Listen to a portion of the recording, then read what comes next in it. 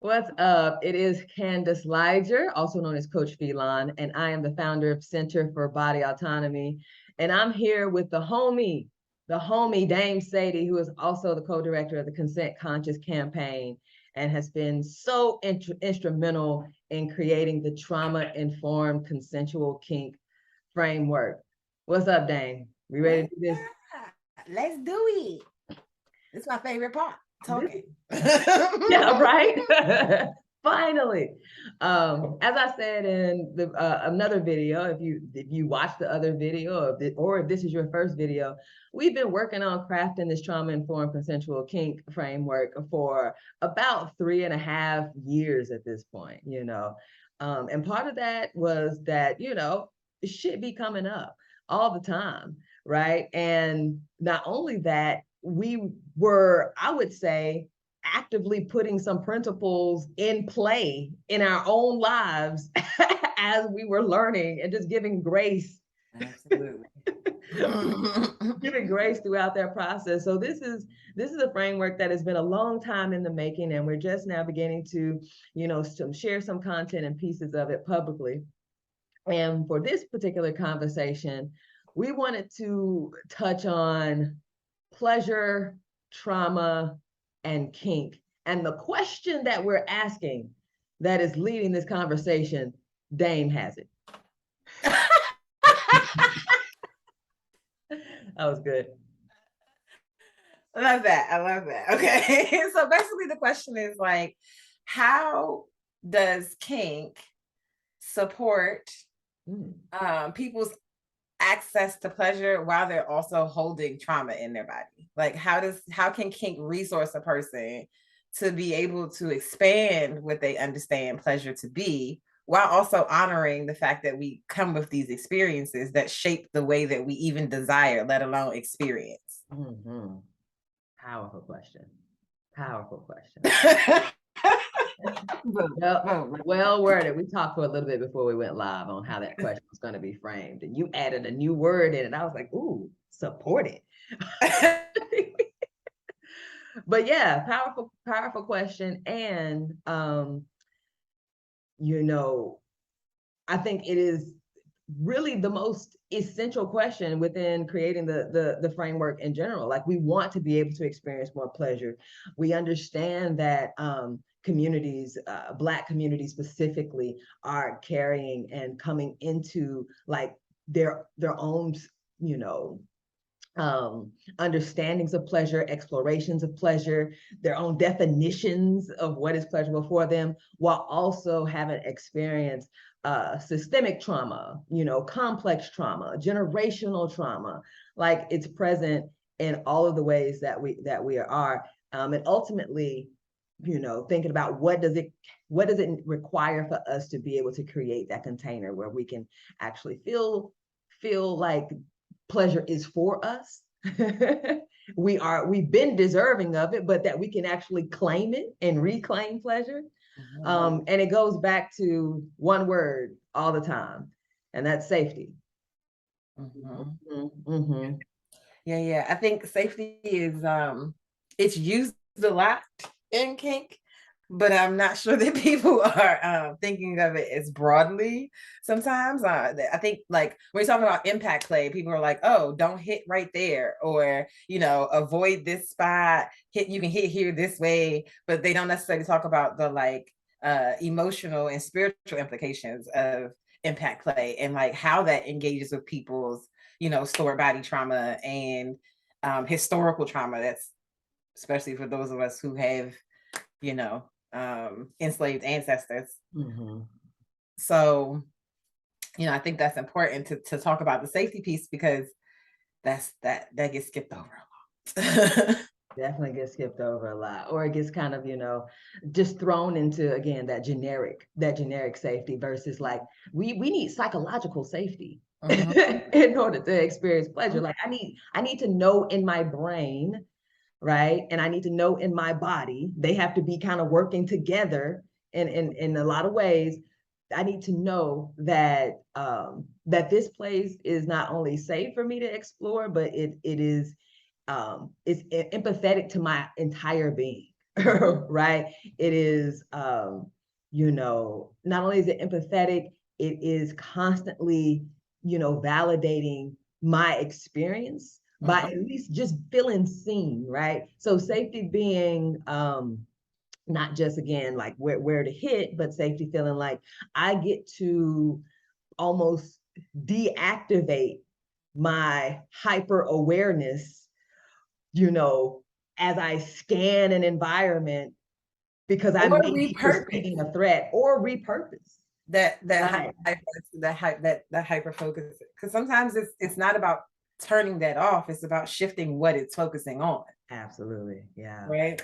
And I think that kink requires that same complexity sometimes of being able to take in a bunch of different things at the same time, but it feels different because it's not on the like protective side. It's more like, oh, what am I feeling? Like I'm feeling 7,000 sensations all at one time. That's different than anticipating 7,000 disasters at the same time.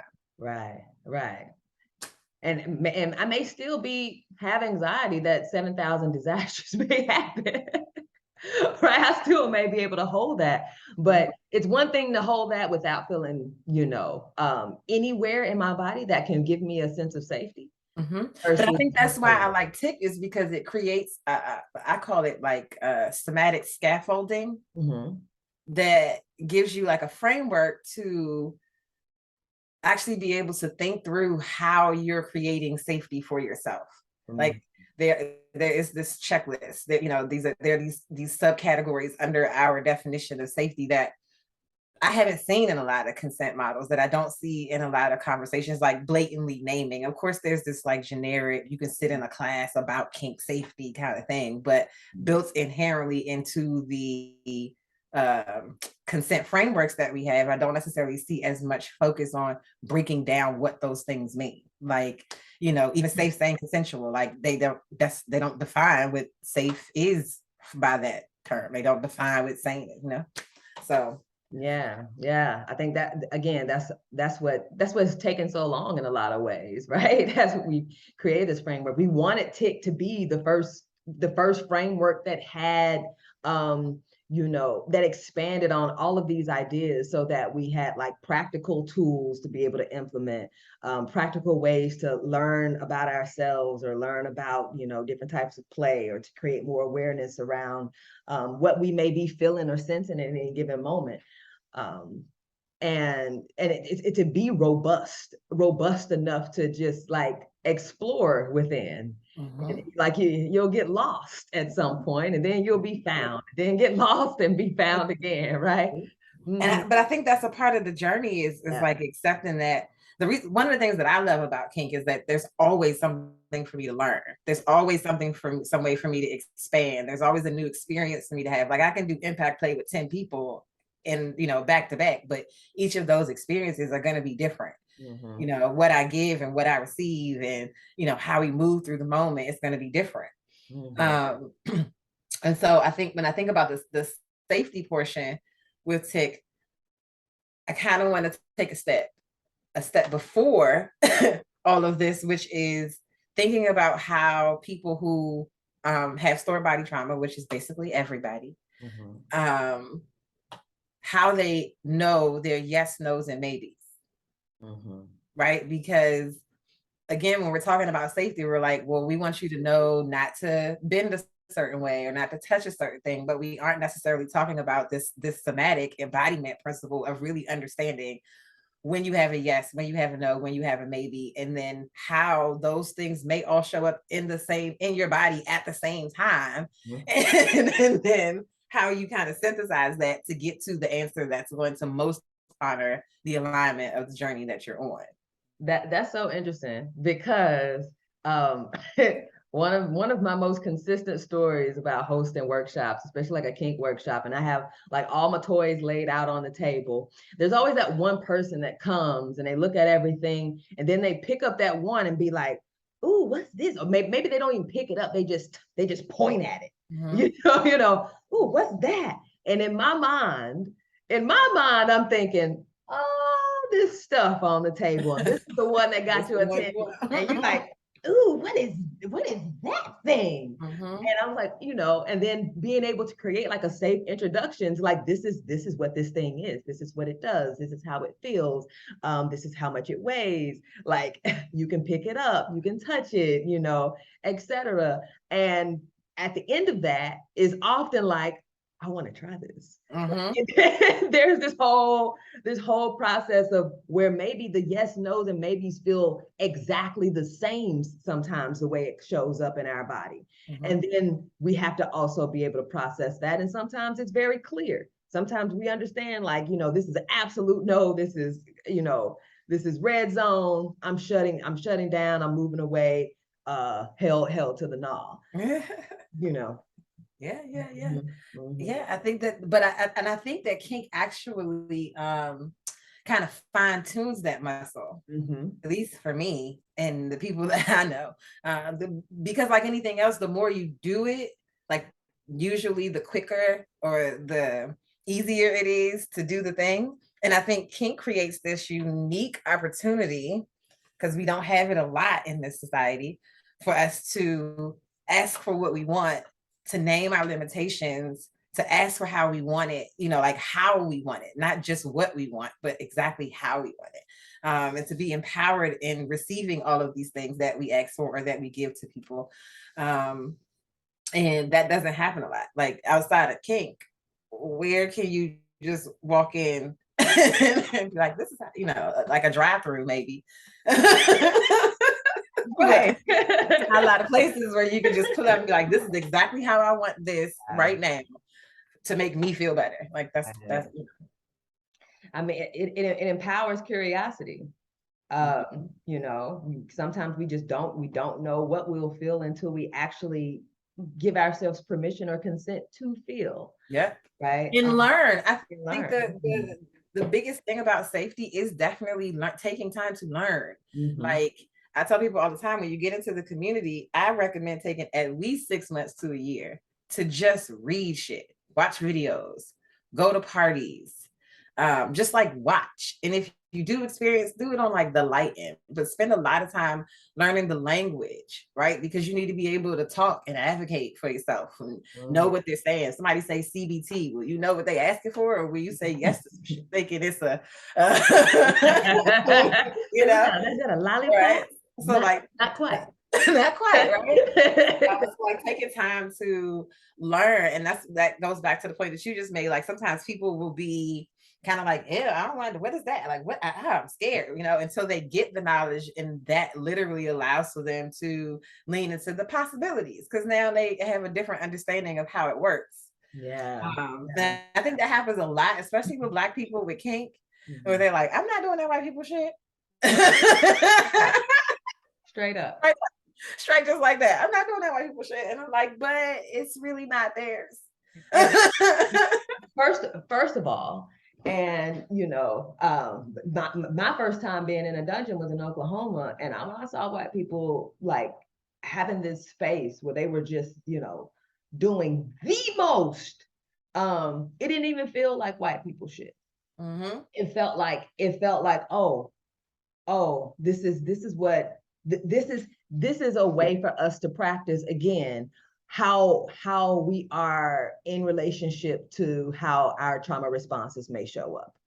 Right. This is a way for us to practice that, so we can understand and differentiate between like these yes, no, maybe sensations in our bodies, because we have played with like these energetic systems in a way that can inform us. One of the things that I want to give credit to where I heard it from, but it was an elder in the community, and it was at Black Love Convergence. I won't forget this.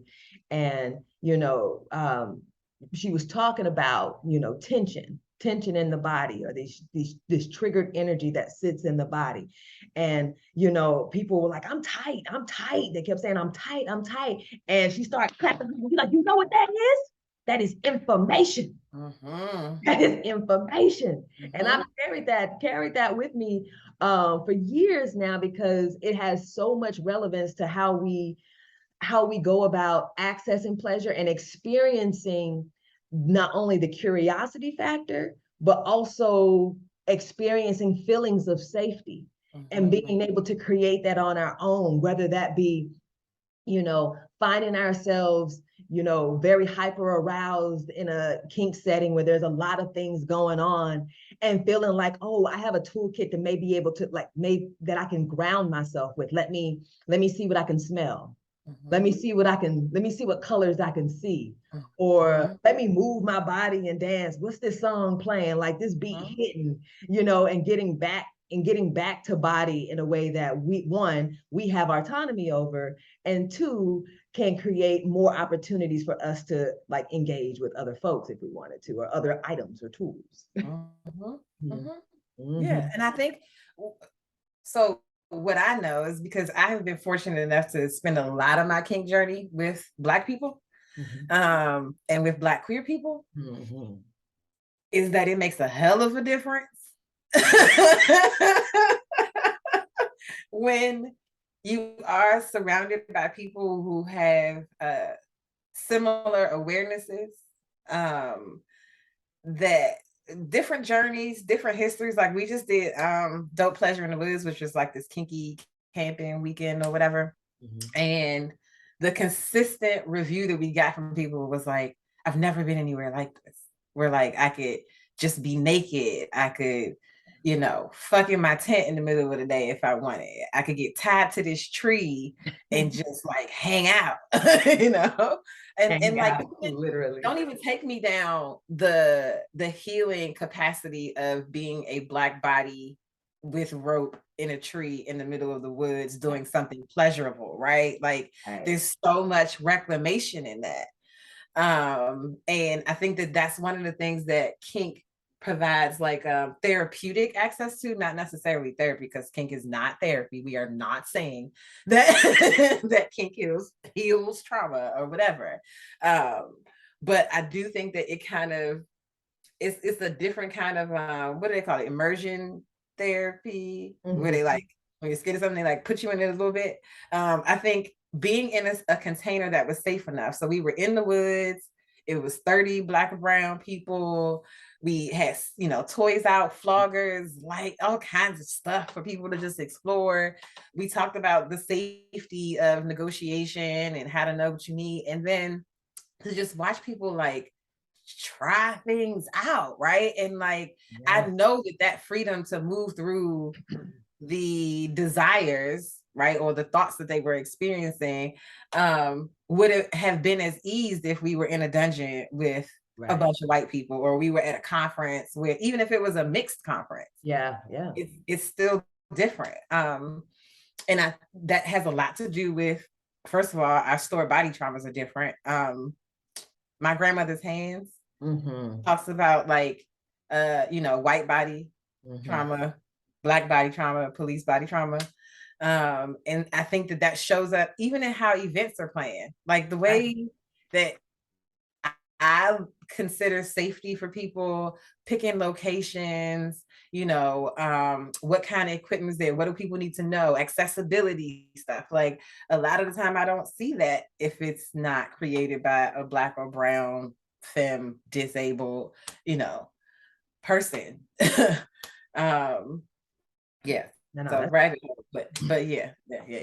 That's probably that goes into like what does it mean to hope for the best that you're creating a safe space versus like co-creating spaces that are inclusive enough for people to have space within it to feel like they can feel safe, right?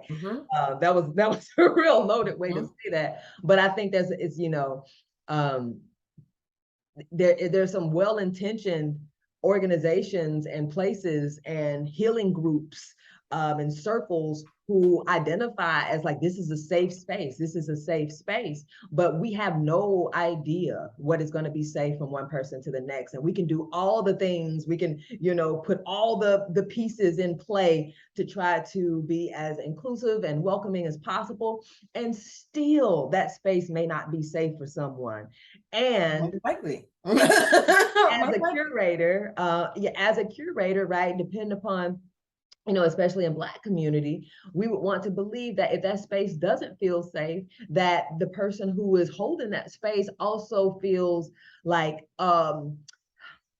responsible, also feels like they have some sort of accountability, or there is a process maybe that that person can also move through within it, right? Because we don't know. We talked about even in the early iterations of creating TIC, what it meant to be a practitioner working in Black queer communities, right? And engaging in different types of play, and then having like these triggered or traumatic responses kind of show up, right? And then having to activate a whole nother level of care, a whole nother level of grounding, a whole nother sense and dedication to creating safety. And it is sometimes it's not just for the person that we may be engaging with, it's for us too. Because because the way, triggers and trauma responses work is like we can experience secondary trauma and secondary triggers. Absolutely. Absolutely. And so it wasn't just for like, the negotiation. Like it's a matter of keeping all parties safe. And this is not safety is not a power dynamic, right? It's not relying upon one entity to create safety for another, right? It is an exchange, an energetic exchange of how we feel safe with each other. Oh yeah. Oh yeah. And I think a big part of safety is definitely self-advocacy. It's like being able to know what you need and name it. In terms of kink, that's one of the things that I require of people if they're going to be like a regular play party partner. Before we can even talk about that, I need to know that you have the ability to name your limitations, to speak up for yourself, to advocate. And I think that goes back. That's like the step before you get to what kind of kinks you want to play with. Yeah. It's like, can you tell a nigga you had enough? Right? Do you know how to definitively say no? Do you know that you could use your safe word if needed? Like everybody's like, we got a safe word. Cool. I don't have no limits.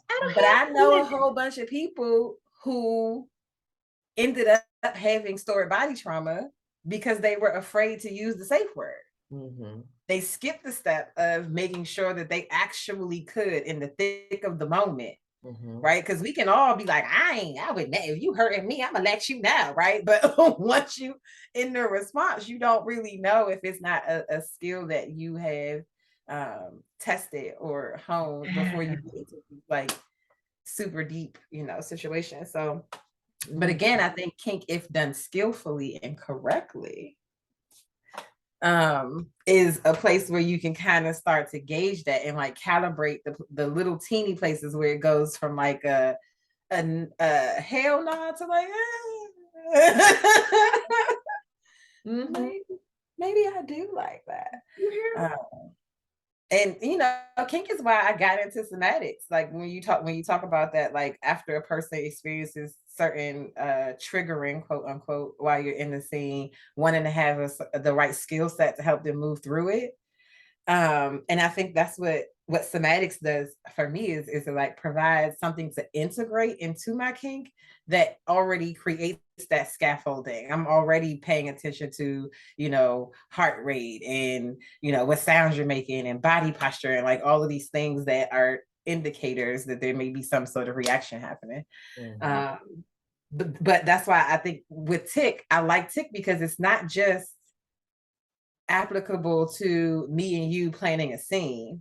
Mm-hmm. It's applicable to the organizers of spaces. Like if you want to think about how to create a trauma informed, safe space, right? Because remember, we, like you said, we can't really guarantee it's going to be a safe space, but there are some things we can think through to make sure that we kind of mitigate any potential, big landmines. And I think space if you applied that to an event, you would create a way more trauma informed experience for people, you know, or a way more healing experience. Absolutely, absolutely.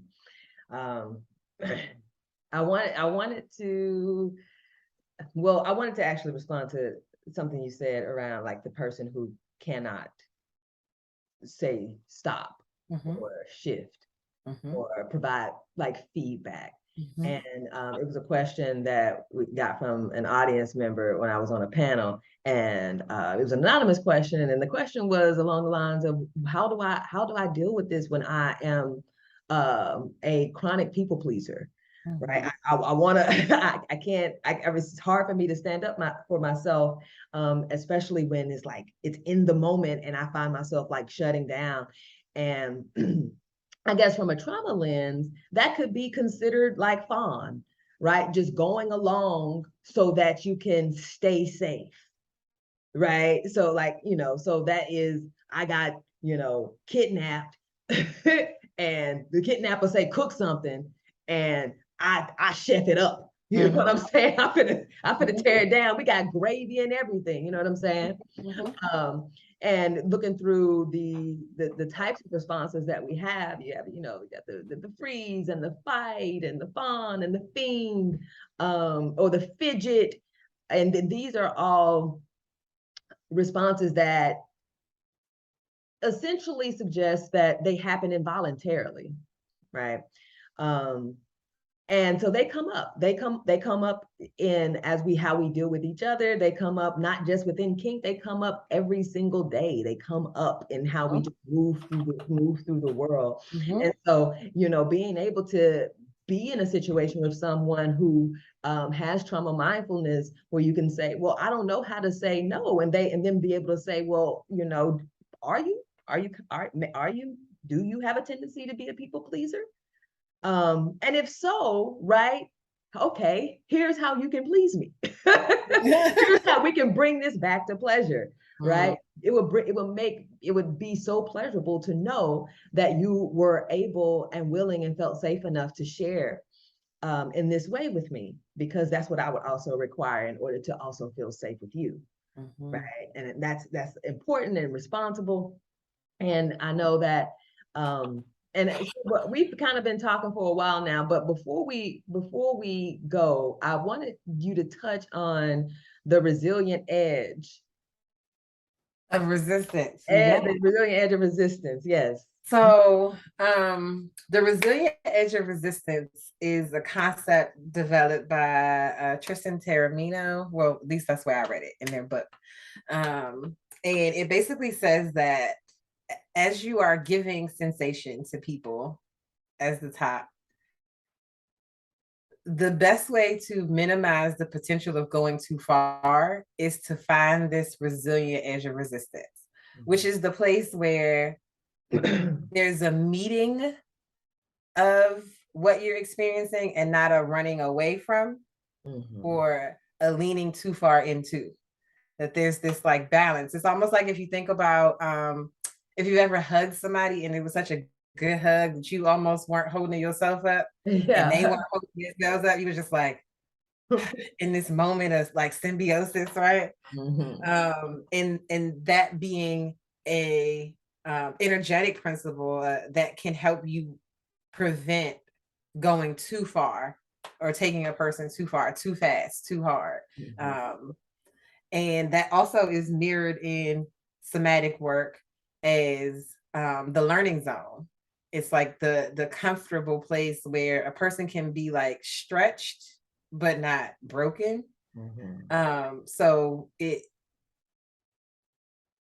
is that space of understanding that kink is going to stretch. I don't know anybody who had kinky experiences and did not learn something that didn't expand in some way. Even if it was like, I tried that shit and I ain't never doing it again. That is still an expansion. That is still, knowing something about yourself. So understanding that expansion is a natural part of it and that the growth is a part of what we're doing, but we want to try not to go too far too fast. Yeah, we were talking about that edge, finding that sweet spot, Not in a sweet spot where we can be safe, we can be curious, we can be like brave. um and also we can of course experience pleasure, and we compare that to like in the fitness world, or even the trauma world, the window of tolerance, which is still like the same system, right? There's this window where we operate at our best, right? It's this is a certain amount of level of stress, a certain amount of level of safety, certain amount of level of stimulation that we can just move in all the time, right? But then depending upon our state, right, we may become hyper aroused, we may become, disassociated, where we get out of that window of tolerance. That's the place where injuries occur. That's where harm can occur. We may not feel like we can stand up for ourselves in particular ways, or we may find ourselves shutting down at a time we don't really need to be shutting down, or just doing way too much at a time where there isn't actually there's a perceived threat, but there may not be a direct threat to us. We just are in our responsive mechanisms. And so with again, trauma informed consensual kink, at least for this conversation, thinking about how this safety impacts our pleasure narrative. Thank you, Dame. I think you're the one who actually gave me that, because I showed say it, but I don't know where it came from. It's probably you. From my head. Yeah. And there's so much to safety, including what we'll get to in a later video. We'll introduce space, which is the principles of TIC, which include safety, pleasure, awareness, communication, and empathy. And we'll be breaking those down just a little bit as we go through, but also leading into our intensive training that will come next year that we're really excited about. So I don't know, any final thoughts we want to leave them with, Dame? I feel like we talked a lot. I feel like we did it.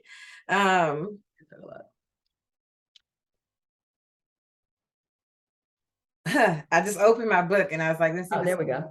The spirit says, and it literally says, you can trust your body.